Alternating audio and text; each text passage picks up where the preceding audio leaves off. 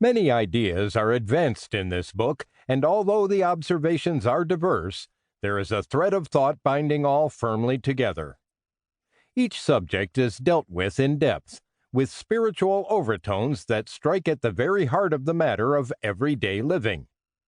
Throughout, there is the grandeur of Ernest Holmes' philosophy and its implications for the better life it can lead the individual to discover. Much wisdom and inspiration may be gained from this material, which has never before appeared in book form. Observations will enable the reader to observe his own life more carefully, so as to make it more of what it should be. Willis Kinnear. Acorns.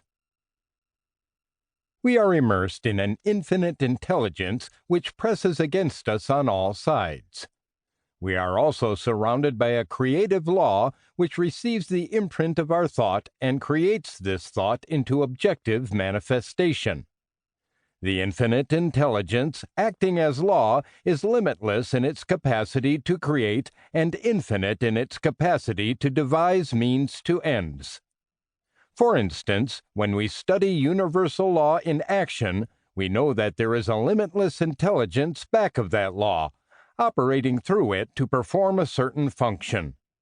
When we plant an acorn, we know that there is a law inherent in the soil and in the seed, and we know that the conjunction of the seed with the soil sets in motion a creative genius, to which the united intelligence of the human race is as a soap bubble.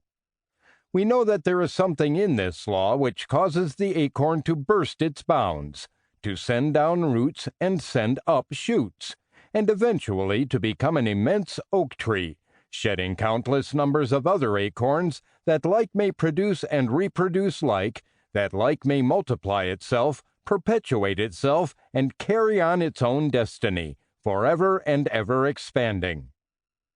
Emerson said, "If we cannot make voluntary and conscious steps in the admirable science of universals, let us see the parts wisely, and infer the genius of nature from the best particulars with a becoming charity."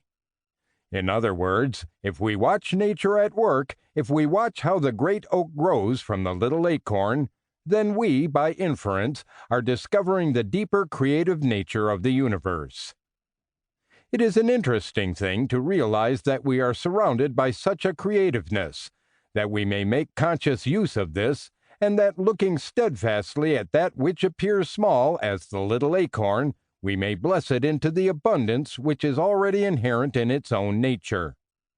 How does the little acorn grow into a sturdy oak? No one knows.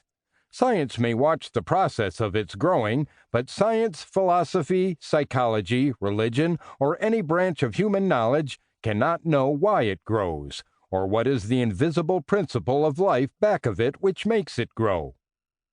This is what the Bible calls the Word of God.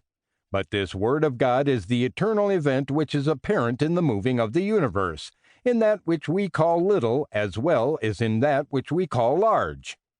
To the Spirit there is no little and there is no big. It is both the molehill and the mountain. It is the ant and the elephant. It is the butterfly and the eagle, the running brook and the ocean. So it is in our life. If our imagination is stimulated and our conviction and faith become stimulated to the point of blessing that which appears inconsequential, that which seems tiny, minute, that which seems as though in itself it must be nothing, then we are using the creativeness which is instinctive within us. Back of that divine revelation which fires our thought, there is a law, a power, a growth, all immutable will whose action is never denied. By our steadfastness, our faith, our conviction, we find ourselves gradually drawn into an environment of peace, joy, beauty, happiness, and success.